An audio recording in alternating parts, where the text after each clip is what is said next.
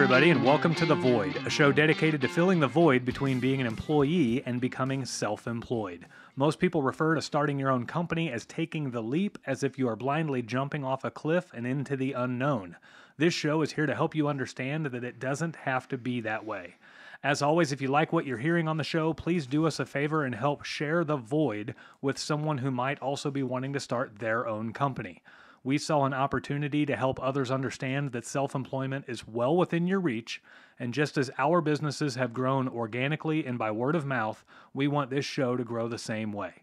So if you see somebody asking questions about starting their own service-based company, please do us a favor and drop a link to the show.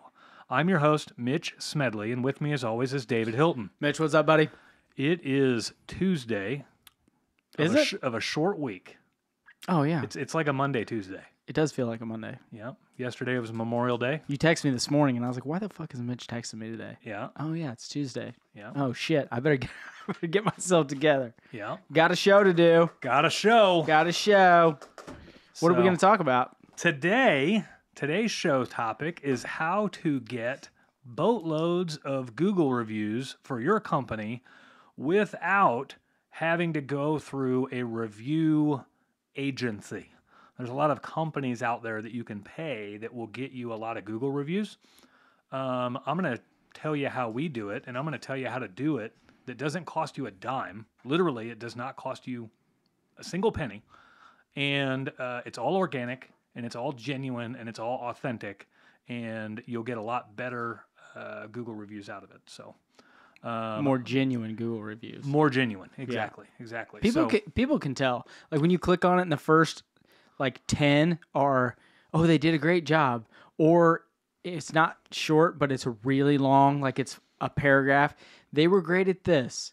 They were great at that. They showed up on time. It's like they hit all the main points. Yep. That you could tell they're just fake. They're just fake. And I mean, I have a feeling, I don't know this for fact, but I have a feeling Google has a way to know if the reviews are legit or not. I mean, they're tracking everything, right? They're tracking your location. They're tracking your conversations that you're having on your phone and through your email and all of that kind of stuff. So I have a feeling Google knows if we had a technician in a customer's home. And so if that person leaves us a Google review, I have a feeling Google knows it's authentic. But if we were to have somebody in like Wisconsin, we're based out of Kansas City. If we had somebody in Wisconsin leave us a Google review, I have a feeling Google would know that that's probably not legit. Would they? Maybe. Would they? I mean, it would definitely be grounds for removal because you can get reviews removed that aren't real. Oh yeah. So, so while we're on that subject, you want to make sure that your reviews are legitimate and authentic. Do not have your family leave you Google reviews, and do not have your employees leave you Google reviews. You want to leave the Google reviews for your actual customers of your business. For one, when you get a couple hundred Google reviews in, the 2 or 3 that you got from your mom and your employee aren't going to matter. So if they're not going to matter in 3 or 4 weeks or 3 or 4 months, they don't matter today. So don't go rush out and think you have to lie and have some insiders leave you Google. Yeah, you don't need 10 like day one. Right. So I am going to go over the 10 steps. We actually have this as like a written process inside of our business, but this is our 10-step process for getting Google reviews. So, and not just Google reviews, 5-star Google reviews. So I'll preface this by saying that we have been in business for less than 2 years. Not quite 24 months, okay? 22 months, actually. So 22 months into business. We have over at the date this show is airing, we have over 400 Google reviews, and we have a 5.0 rating on Google. So this system works, and it works really well. And to think that for half of the time that we've been in business, we only had 1 plumber in the field. Now we have 4 plumbers in the field. So the more plumbers you have, the more Google reviews you can get. But for half the time we were in business, we only had 1. And now we're up to 400 Google reviews. So Step one in getting a bunch of 5-star Google reviews. You have to actually provide great service, and you actually have to like install or deliver a very high quality product. You wouldn't think that would have to be step one, ding, ding, ding, ding. but Yeah. there's a boatload of people out there who are given half-assed products and half-assed service and expecting Google reviews out of it, and it's just not going to happen. Yeah. And then for every 3-star they have, there's a little thing at the bottom where, you can see the response. Oh, well, this, just excuse after excuse. Yep. So, I'll tell you right now. So we have, as of today, right now, we have 403 Google reviews. 400 of those are 5-star reviews. 3 of them are not. 2 of those 3 are 4-star reviews. One of them, and this is how in tune I am with our Google reviews. I can explain every single non-5-star. Every single, there's 3. Exactly. There's 3. There's so few of them, right? So one of them felt that our price was a little too high. Everything else was perfect, and so they gave us a 4-star. And I'm not going to argue with that, right? Like, that's actually kind of validates our pricing is right where it needs to be, that you get... Hey, don't be too low, just too high. Yeah. So one of them, our technician, goofed, and he had to drill a couple of holes under the cabinet, and he did not clean up all the shavings out of the cabinet after drilling the holes, all the wood shavings from the hole saw. Get those guys some Milwaukee vacuums, man. He's got one. He just didn't use it, just forgot a step. And so... that guy, I mean, he even says it in his review, like, did really good work, just forgot to clean up his mess in the cabinet afterwards. And then one of the reviews is actually a 1-star review, and it's from this piece of shit house flipper out of Lee Summit, Missouri, that we were under contract with them to make a repair on their sewer, and we told them flat out, your sewer line's collapsed. We know nothing beyond this point. So... all we can do is give you a price to fix the sewer line right here. Now, where it's collapsed is very close to the roadway. So if there's issues beyond this, they're going to be under the road, and it's going to get really expensive. And they said, okay, well, we got to do what we got to do. And so we gave them a price to fix the sewer in that one spot. We got it all dug up. We got it opened up. The line still wasn't draining. We stuck a camera down it. The camera got under the road and wouldn't go any farther. We stuck an auger down it. The auger got tied up in the line, and it took us like an hour and a half to get the auger out. We brought in a jetting truck, and the jetting truck couldn't even get it open. Their line is like collapsed under the roadway. So then she did the typical house flipper thing. And if you're a piece of shit house flipper, just fuck you. That's just all there is to it. They did the typical house flipper thing, and they tried to get out of paying us. They didn't want the job to go any farther. They didn't want it to go any more expensive. And so then they tried saying, well, you haven't really done all that much work, and so we're only going to pay you like 20% of what we agreed to pay you. And they just started this negotiation tool, and I had to threaten to put a lien on their property to get money out of them. And even then, it was we only got paid about half of what we were owed. Yeah. So they actually had the balls to leave us a 1-star review. So we replied accordingly. And said, yeah, our experience with you was also 1-star worthy. So, but those are our 3 non-5-star reviews. Literally 403 reviews at the date this show airs, and 400 of them are 5 stars. Yeah. So, we do badass service. So that's the key to getting them. One key. Step number 2, set up your business profile on Google. This used to be called Google My Business. Now it is your Google business profile, and you actually will work it through Google Maps once it's all set up. You'll pull up your own Google Maps app, and it all kind of channels underneath Google Maps. But you'll fill out some info. You can literally Google how to set up my business profile. Google the Google. Yeah. And you'll fill out some information, and they'll need to verify that you're a legit business and that you're the actual owner of the business that you're claiming to be the owner of. And they do this by sending a postcard in the mail to the address that you claim the business is at. And they do this so that, like, I can't go in and claim your business as my business, because then when they send that validation postcard, I won't get it. It actually goes to the business, right? You don't want to do that. I would have to like intercept your mail for a couple of weeks to find it, because it does take a couple of weeks for that postcard to come. Once you get that postcard, there's a code on it. You'll enter that code in, and that's kind of your validation code. You can't sign up with a P.O. box. You need a legit street address to sign up for a Google business profile. Why do you think that is? Because they want to make sure that you're an actual business. I know lots of actual businesses that have their business address, and then they get all their mail through a P.O. box. Exactly. But a P.O. box isn't a physical address, and they want to make sure that postcard is going to the physical address. So, no, I mean, they don't even... So the physical address, they don't get any mail there. Right. So what like, they don't have a mailbox out front. So what you would now, have I'm sure to do... that address is tied to their P.O. box, but... Well, and keep in mind, your Google business profile is all operating off of Google Maps. So this, like when you pull up Google Maps and you get anywhere near, like... Oh, so it sees that there's an actual address. It sees that there's an address there, and it'll actually, like, this is what pulls the little pin up on, you know, whenever you got Walmart down the street. That pin that's pulled up there is because they've done the Google business thing. Yeah. So this is what gets the pin on the map for your location. And in full disclosure, we operate this out of our house, and we used our house address. So, and a lot of people think, oh man, aren't you a little worried, like running that, like everyone knowing where your house is now and all this stuff? And, why? We operate our business in a way where I am not the least bit concerned if our customers know where I live, because there's not a single one of them that's going to be pissed off. Right? 403 reviews. It's easy now.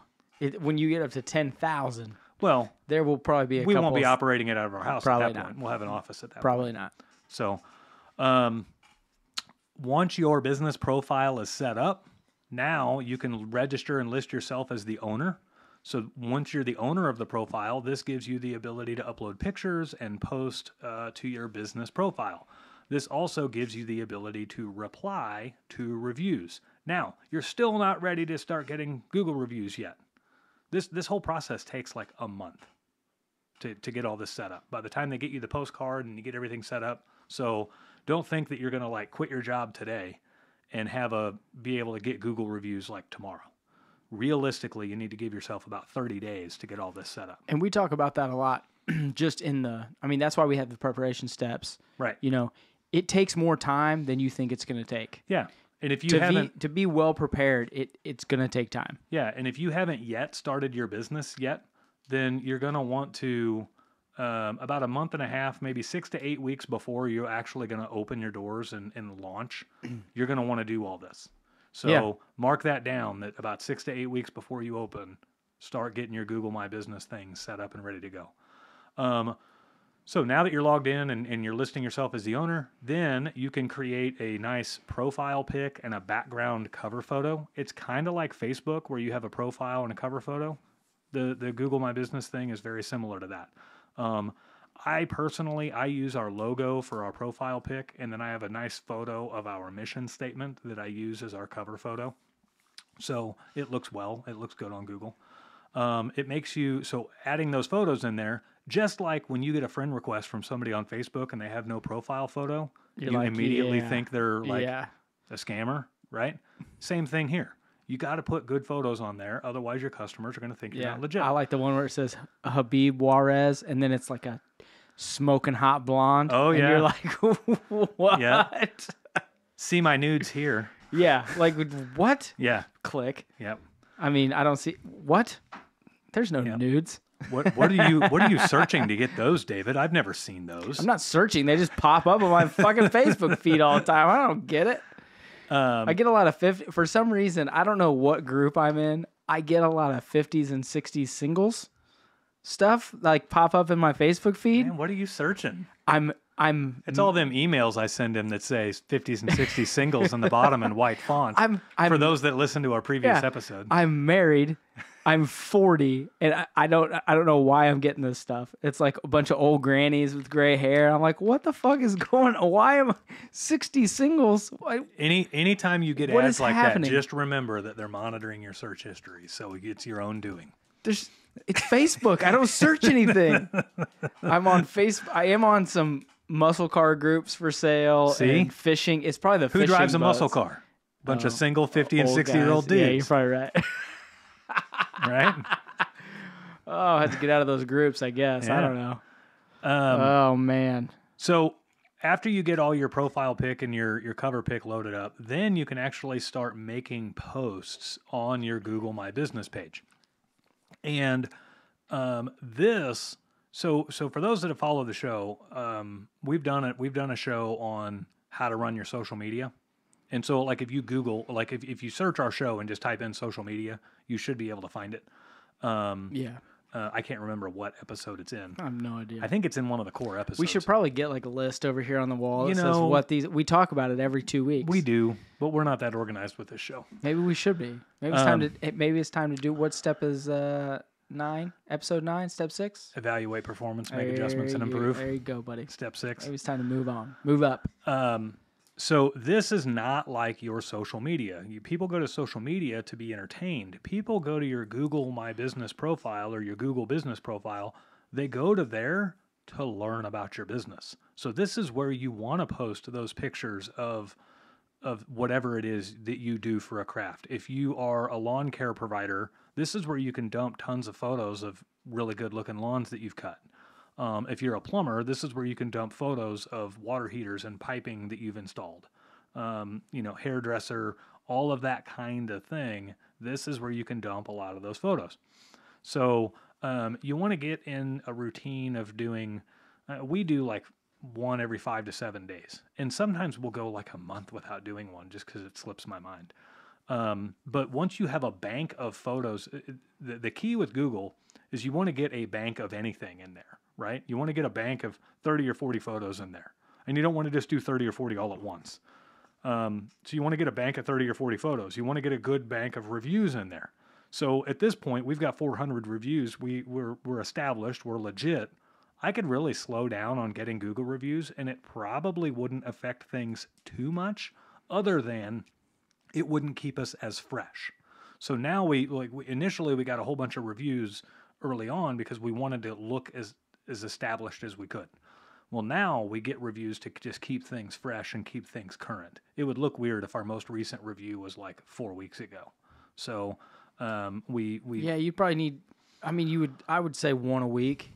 Like if the freshest one was last week, and then the next one was, if you were on a weekly, right? It'd be 1, 2, 3, 4. I mean, if someone went down 5 weeks, there'd be one for every week. I like to see one per tech per day. So 5 a week. 4 it's a different. week. Like in our business, our plumbers see an average of 3 to 4 people a day.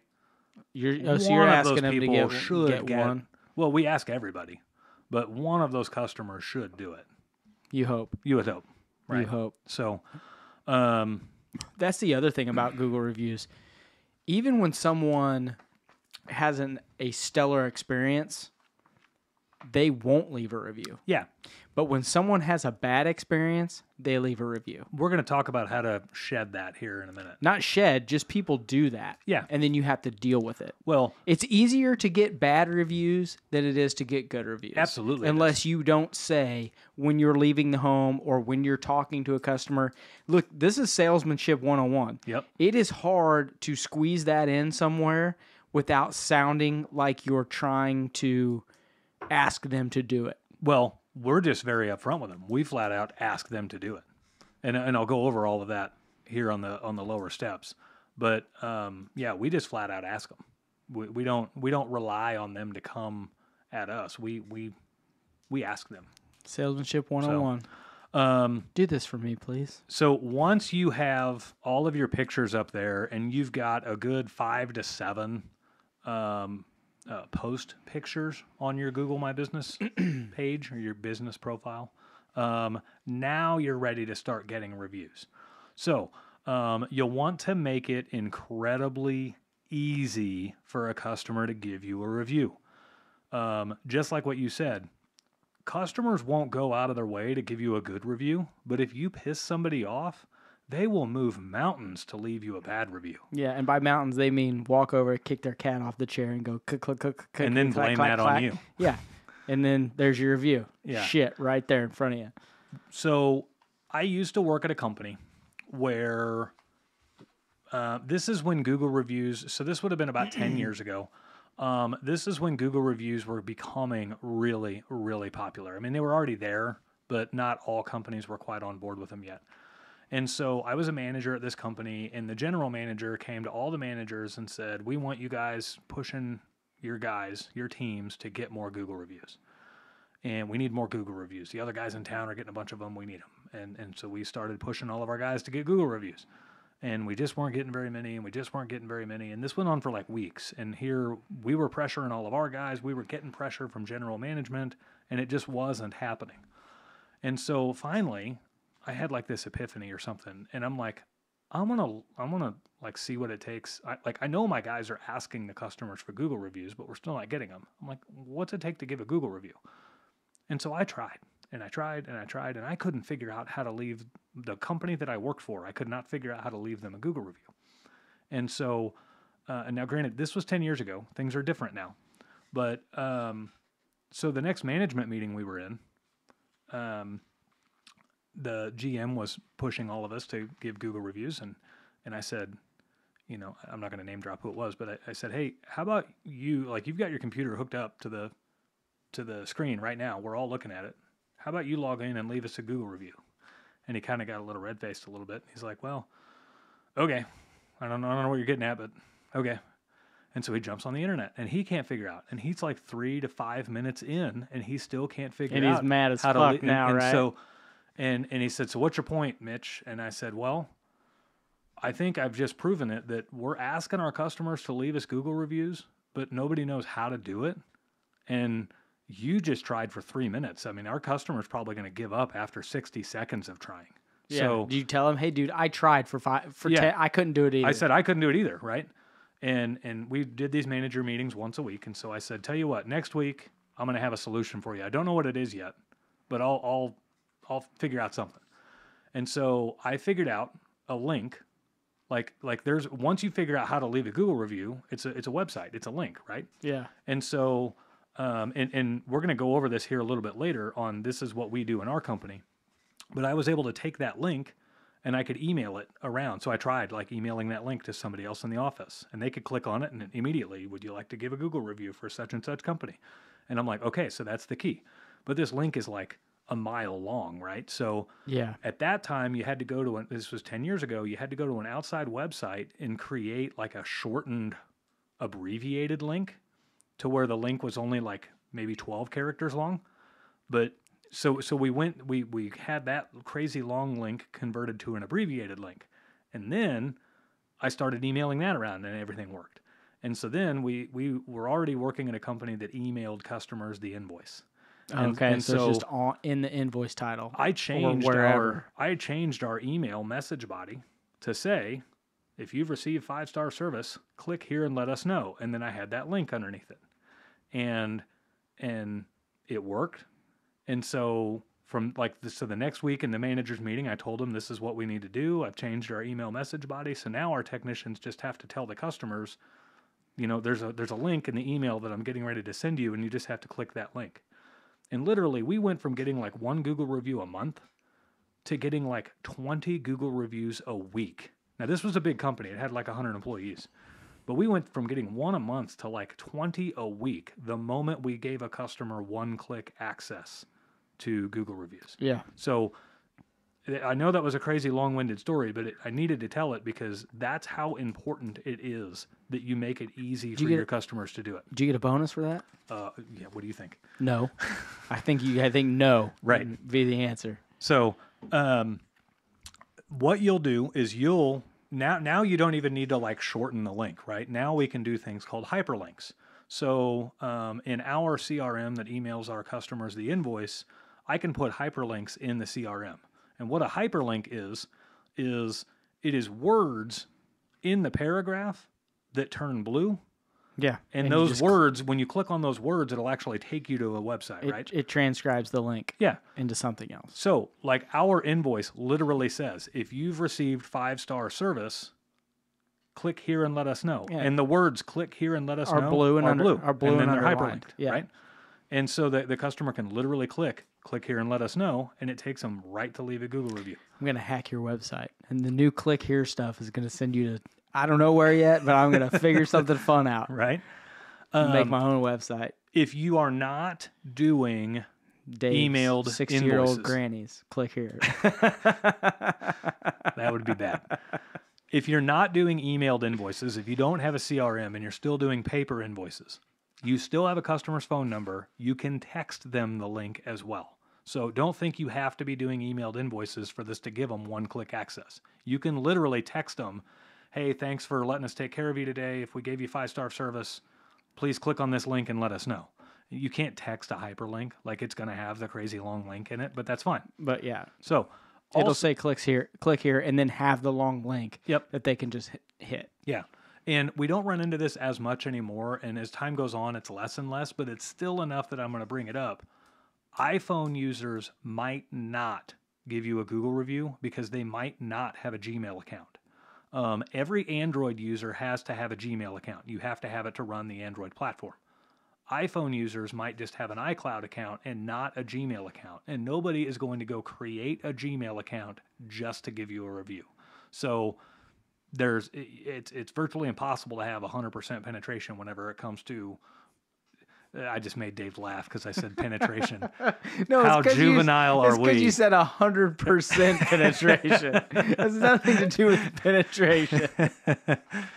And then he looked right at me, looked me in the eyes because he knew I knew I was going to get it. It was coming. So you're not going to have 100% success rate with Google reviews simply because of Android to iPhone users. So, oh my God. And that's not going to be a big problem for long. I mean, on let's a be long enough honest, timeline, everyone will have a Gmail account. almost everyone does. You're probably going to have one on your birth certificate to be born here before too long. I have an iPhone. I have a Gmail account. Right. Okay. There are things that you get into that you need Gmail for. Yep. You got to have it. Yeah. So now, go back to the story of where I used to work, where we implemented this there and we went from 1 review a month to 20 a week. One of the things that we learned, and I've carried this forward to my business, one of the things that we learned was when you give customers one-click access to leave you a Google review, they have one-click access to vent their concerns as well. So, yeah, we got a lot of reviews, but our ratings started to suffer a little bit because your text sucked. Well, and no, at that point, that was the only avenue we had given the customers to bring criticism our way as well. And so we learned, okay, if this worked so well, let me modify our emailed invoice again. Let me add another line that says, if you've received anything less than 5-star service, please click here and let us know. And when they clicked there, it opened up their email box with our email already pre-filled in it, and they could send us an email. Yeah. And that was a godsend. And that right there, that little nugget of information right there is worth a share on this show because this is how we do it. And literally, this is why we have a 5.0 rating on Google. If somebody is happy about us, they click the link to let us know. Ours, we don't do a hyperlink for the constructive criticism or like the way our invoice reads is it says, if you've received 5-star service, click here and let us know. And that takes you straight to leave a Google review. The very next line down, if you've received anything other than 5-star service, or if you have a concern that you would like to bring to our attention, please send us an email at, and it's got our email that they can send it to. Well, literally, that's the only avenue that people bring constructive criticism our way. We've told our customers, if you're happy, click here. If you're not happy, click here. And it literally funnels all unhappy customers away from Google and to a platform that we can take care of them on. If you leave me a bad Google review, it makes it a lot more difficult for me to solve your problem because you can't communicate very well through Google. It's not like a conversation. It's more like a statement, right? Yeah. If they send me an email, for one, I've got a little bit of time, right? I can research the issue. I can reply to the email. We can have a phone call. We can have like a full-on conversation through email. So it's a great way to bring upset customers into a different channel that's not Google. It's a filter. It's how you filter the unhappies from the happies. Yeah. Instantly. And like be ready for people to send you an email Yeah. and be ready to take care of the problem. Like, this is how you make your business better, right? It's real easy to say, oh, well, they're just upset and you can't make everybody happy. But You can try. You can try, and you can learn patterns, right? Yeah. So like that house flipper that flipped us out of the money and didn't give us some money. Like, no, I'm not going to bend over backwards. There's nothing to learn there other than, most house flippers are pieces of shit, right? Yeah. That's what we learn from that. But if I have 4 or 5 people email me in a month concerned about a mess we left, I got a problem. Yeah. And I got to fix that problem, right? I Yeah. can't just say, well, customers want too much, right? What do they want me to vacuum their whole house when we're done? No. Like some people would take that approach. Yeah, then you can pull Ed aside and say, hey, Ed, dude, Right. your last 4 calls, I mean, what's going on, bro? Right. And I will also say this, I take even pricing concerns very, very seriously, because I found over my 20 years of managing other plumbers that your pricing concerns will happen with some plumbers and they won't happen with other plumbers. And what that means is, so I was a plumbing manager, right? So this isn't just plumbing, this is with anybody. Some of your people will have customers concerned about price, and other of your technicians or other of your employees will never have a customer call in about price concerns. And what that means is one employee is a lot better at providing value than the other. And if you don't provide value, you're going to get some hate mail for it. So basically, it just kind of funnels that, it filters, to use your word, it filters all of that effort over to, okay, all of these are lining up onto this one guy or these couple of guys. I need to work with them on how to provide more value. It doesn't mean we have to lower our price. It means we have to provide more value. And when you go into salesman meetings and stuff, like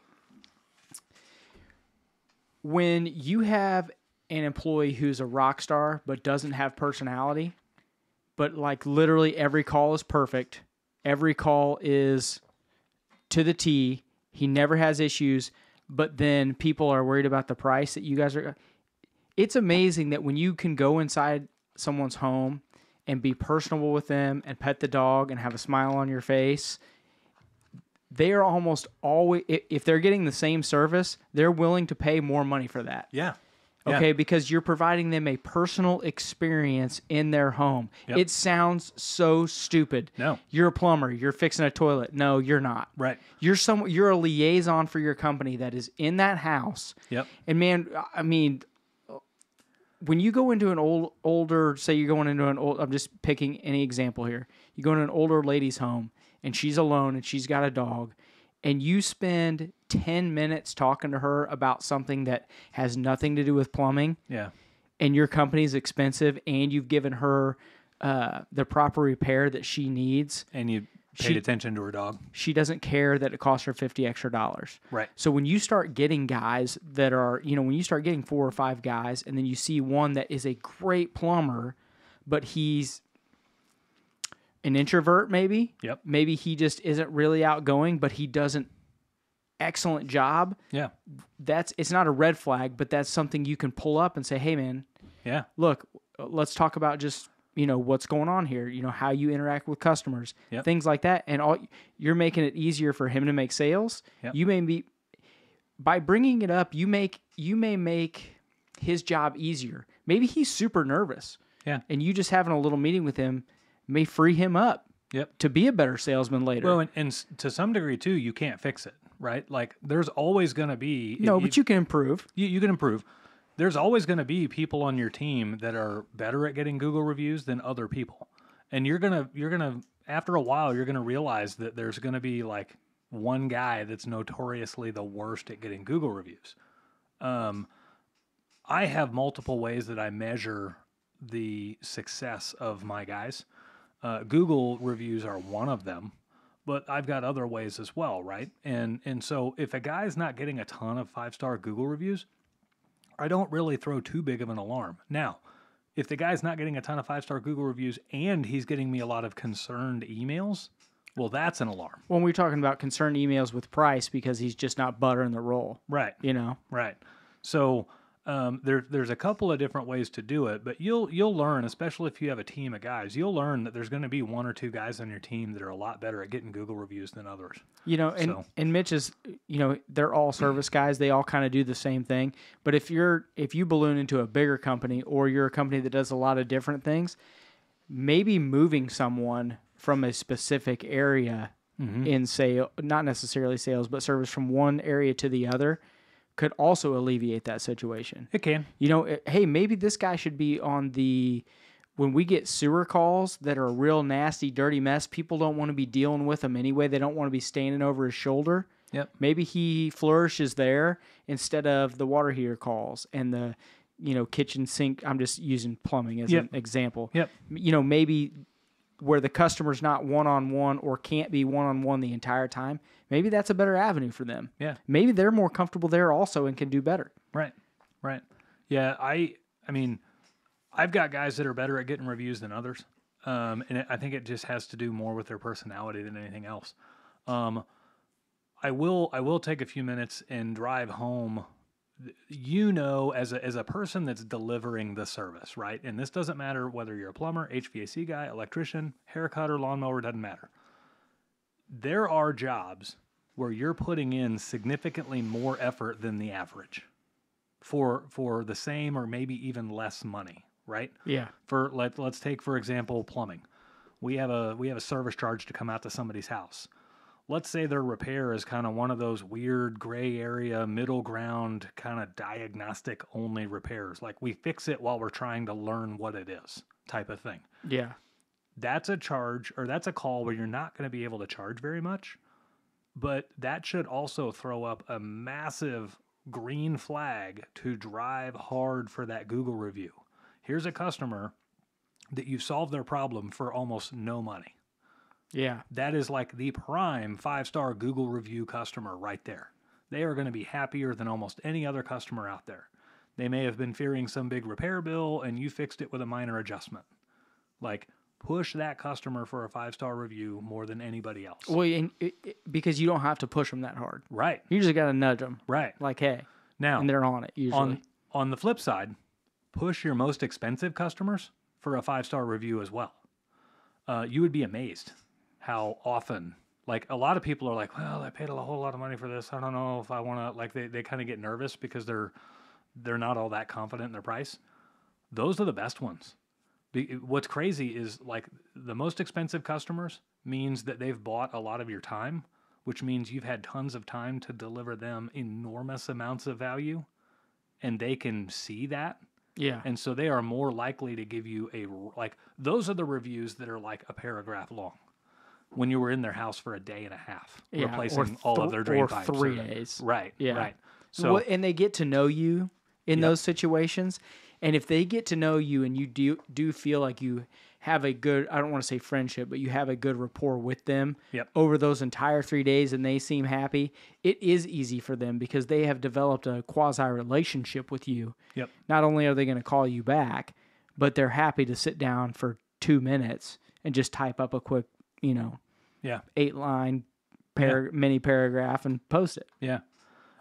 So what we do, obviously we have the lines in our emailed invoice that say, if you've received 5-star service, click here. If you've received anything less, send us an email at blah, blah, blah. And those two options give the customer the path to choose there. So our process for how we do it is we're closing out with a customer and we collect payment from them. And then after we collect payment, we record their payment in our system. And so that way the invoice that we're getting ready to send them is a paid invoice, right? We collect payment on site, no billing. And so we'll tell the customer, I'm getting ready to send you a paid invoice to the email that you provided the office. In that emailed invoice, there's a little line that says, if you've received 5-star service, click here and let us know. And I tell them, if you click there, it'll actually take you to leave a Google review for us. And those are really, really important for us because we're a small company and we don't advertise and we don't want to have to pay a whole bunch to advertise. That helps keep our prices down. Those Google reviews, much like you guys probably found us through looking at our Google reviews, those Google reviews help other customers find us very inexpensively. And so it allows us to keep our prices down where they need to be. So I would really appreciate it if you would leave us a Google review. And they'll usually say, okay, and 20% of them will. So, yeah, but you don't get the 20% if you don't spend the 30 seconds to say, hey. Exactly. So that does two things. That, for one, tells the customer up front that it was my goal to give you 5-star service and I was trying to give you 5-star service. Okay, for one, customers really love that. But that also tells customers that their review and their referral of your company is incredibly important. So we do a lot of work, and we are still at a point where over 50% of our work comes in from word of mouth referrals. Our mantra is that we go into a customer's home and we want to make them so happy that they tell 2 of their friends about us. And so the asking for the Google review is basically asking for their referral in the future, not only via Google, but like if you're willing to have that conversation with them and they go off and leave you a Google review, they're also going to brag about you to a couple other friends. So that gets your marketing budget way down. It's verification. Way down. Yeah, it's verification that, hey, we did good. They're going to do this. Right. So now, because you are giving them one-click access or one email access to bring concerns your way, be ready, because they'll come. And that's okay. It's part of business. It's perfectly normal to have concerned customers. For one, they may just be on a totally different page than you were on price. You know, we still have people today that think you should be able to install a water heater for under $1,000. Well, water heaters cost me $800 before tax to buy the unit. Isn't that crazy that 5 years ago you could go up to you could go get one for like $375. You could go to Home Depot and so say I was a homeowner that you know, say I'm 65 from now. Yep. I'm 65. I know how to put in a water heater. I could go up to Home Depot and get one for $375, and then 3 years later, you're like, yeah, ain't happening. No, dude. Right. We'll put one in for you. But and this isn't Bidenflation that caused this. This has been going for a while. Yeah, it's been going for a long time. This is some different things that happened in like the water heater industry that caused this. But you're gonna have upset customers emailing in. It may be price. It may be a performance issue. It may be a mess. It may be, you know, as your technician was pulling in here, accidentally drove through my grass and broke a sprinkler head. Like there's just some random shit that just happens. Yeah, he may not have noticed he even did it. Right. Things just happen. Yep. But that's what the filter's for. That's because right. if someone was 100% happy, say one of your guys did bust a sprinkler head. First off, if they knew they did it, they would probably call you and tell you. Yeah. They didn't notice. The customer's got a 4-star. He's like, oh man. But if he cannot leave that review and filter, and then you say, dude, I'm coming out right now. Yeah. We'll get it fixed. Yeah. I'm sorry that happened. I wish you would have saw it. Yeah. And if you only gave them the option to give you a review, yep, you're just getting stuck with it. Then they're going to be like 4-star review. He drove through my yard and broke a sprinkler head. Like that was the only avenue they had to voice their concern. Yeah. And if it's just one sentence, look, this is the text messaging culture we're in right now. When you read one line, 10 people will read that same line differently. Oh, yeah. So when you see a Google review that says, hey, he drove through my yard and broke a sprinkler head, half the people are thinking, oh, he just clipped it. He pulled in. Oh, no big deal. The other half are thinking, this guy backed up to the front door, ran over 3 fucking sprinkler heads, clipped the cat on the way out. You know, people just, they don't... Yeah. You don't know what they're actually saying. Right. Everyone interprets the severity completely different. Exactly. So it's best to give them an avenue to voice all that concern that's not even on Google. And so we had, we have customers email us in concerns. And I'm going to say 50%, maybe not quite 50, 30 to 50% we're able to just have an email conversation with them and alleviate their concern. Sometimes, like we charge a service fee to come out to somebody's house, and sometimes the customer's only concern is, I thought the service fee would go away if I chose a repair. And we tell them up front. We even tell them when they book the call. Yeah. That the service fee is in addition to any work that's performed. But some people don't hear that, and so we just have to have another conversation with them. But yeah, 50% of the concerns, the conversation escalates to maybe a phone call or maybe a refund or whatever is appropriate, right? Let's say a technician got mud on their carpet. or something, right? Maybe we were dragging an old rusty water heater out of their house and it dribbled rusty water on their carpet. That's the worst. It is the worst. It sucks. Gotta I put a got trash bag on the bottom of that got a thing. couple of carpet cleaner guys on retainer for that, but Dude, trash bag on the bottom of the water heater. it doesn't always work. Well, it does if you're careful. So, yeah, you do enough work, you're gonna have some. I'm gonna get you stuff some like that. drop cloths. Oh, we got plenty. Oh, then how does it happen? You'd just be amazed. Like you put a trash bag on the bottom and it's now dripping out the top because Yeah. maybe the thing was leaking out the top for years. Like it's just sometimes shit just happens. Yeah, It's weird. shit does happen. So handle those accordingly. And the best way to handle that constructive, because what it is constructive criticism, right? Now, Yeah. how much you allow it to construct your business is different, but do yourself a favor and remove your passion and your commitment to your company when replying to that review. I used to put way too much faith in my guys and way too much pride in our work that we did. And I would reply to these reviews like, tough shit. Sorry. Like, we were out there at 3 a.m. replacing your water heater and you're complaining about a couple of rusty drips. Like, come on, And I didn't actually say that, but in the back of my head, I'm thinking this, right?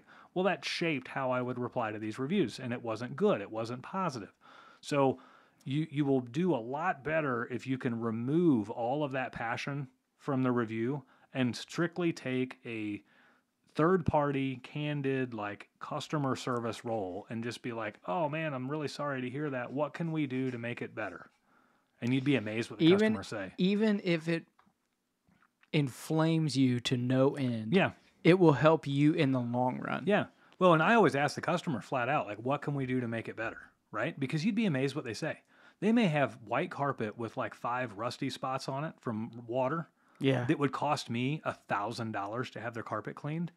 And they may say like, oh, I don't know. I mean, call it $25 a spot. So if you take $125 off the bill, would that be okay?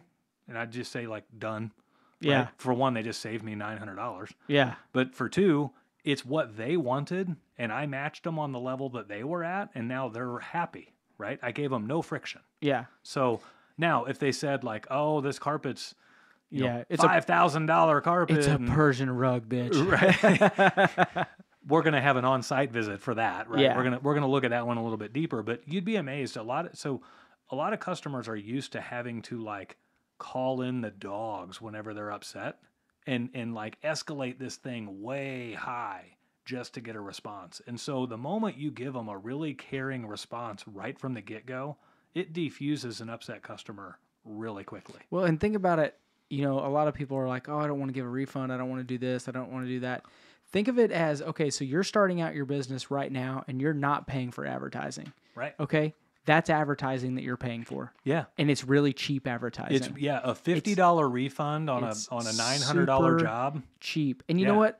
A lot of times that small amount of money, it's not the money necessarily. It's the effort and the willingness for you to say, hey, okay, I'll meet you there.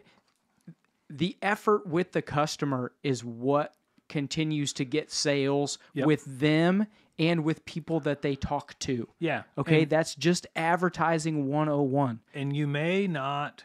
So, like, let's say you've legitimately dropped the ball and your customer's upset. At that point, what you're trying to salvage is the odds of that customer referring you from here on out have dropped dramatically. But if you don't play your cards right, dealing with their upset nature, really burn you. Now they're going to tell people to not use you, right? It's a different thing if they just don't refer you.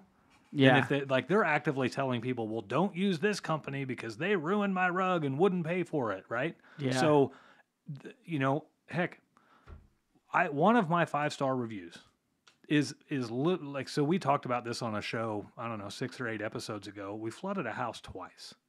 And it's embarrassing, but it is what it is. Hacks. Yeah. We made a mistake. Fucking hacks. We were installing a water softener. We made a mistake and flooded it once. And then the water softener was broken out of the factory. It had a broken piece in it. And when it went to regenerate 5 days later, it flooded their house again. And thankfully, this guy was really understanding. We jumped high for this guy, took care of everything. I mean, it cost me some money, but we took care of all of the damage. We took care of all of the dry out. We fixed every single thing in his house. He still gave us a 5-star review. It's because you made the wrong right. Yeah. Yeah. So a lot of the 5-star. It wasn't free. Right. But right.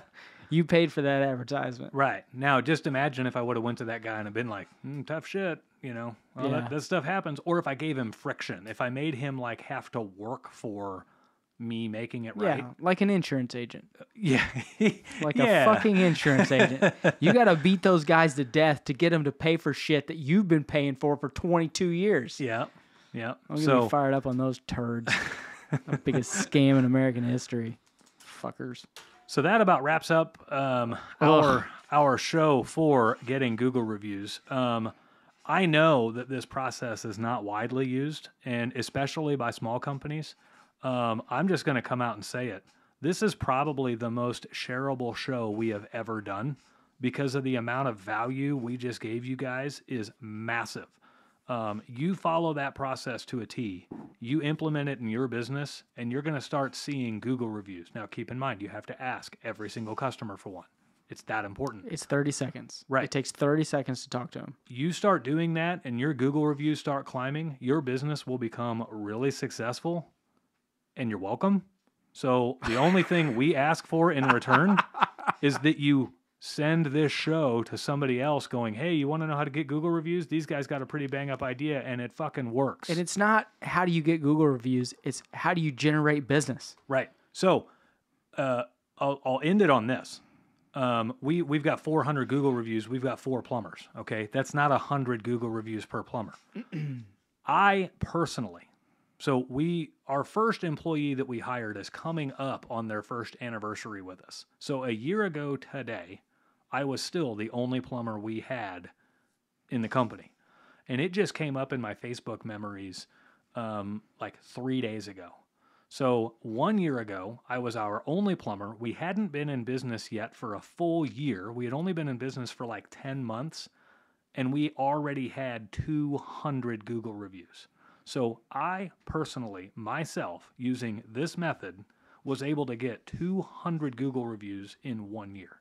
So if I can do it, anybody can do it. Just follow that process to a T. And share this show with somebody else who's starting their business and wondering if they need to start paying some review company to get them a bunch of Google reviews. Yeah, and that sounds like a lot. It's 4 a week. Yeah. It's not that many. It's not that many. My goal was to get 20 to 25 Google reviews a month. And if you could get 2, if you're on your own and you can get 2 a week and get 100 in a year, that's a reasonable goal. Yeah. A very reasonable goal and an obtainable goal. Yeah. You on average, you have 21 to 23 business days per month. And I was trying to get 1 Google review for every business day. So yeah. Some days you get 2 or 3. Some days you go 2 or 3 days without getting 1. It just kind of depends. Yeah. But law of averages. Law of averages. And a customer can't give you more than 1 Google review. So if you're revisiting customers' homes a lot, that's going to lower your number a little bit. But you can do it. You can easily do it. And if you guys are already having companies with 2 or 3 guys, then you can come out of the gate cranking. You can get 200 Google reviews in 3 or 4 months. Yeah, especially if you dedicate the time and the training. And when I say training, I don't mean like, oh, we got to go to a 3-day course. No, you guys just got to sit down and talk about, hey, This is our approach. This is what we're going to do.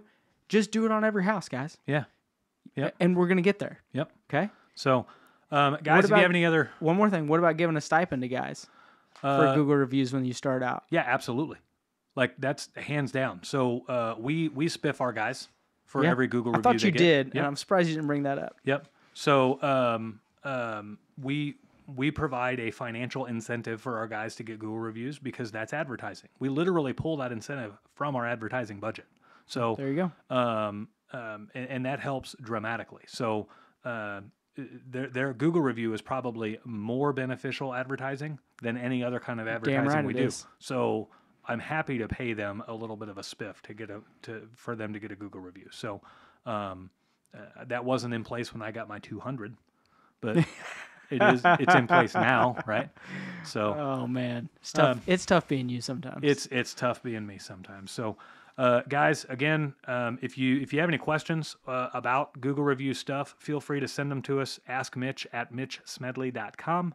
Other than that, we will leave you on this amazing high note of go out there and smash it with Google reviews. We can't wait to hear of your successes. So until next time, guys, we'll see you later. Love you guys.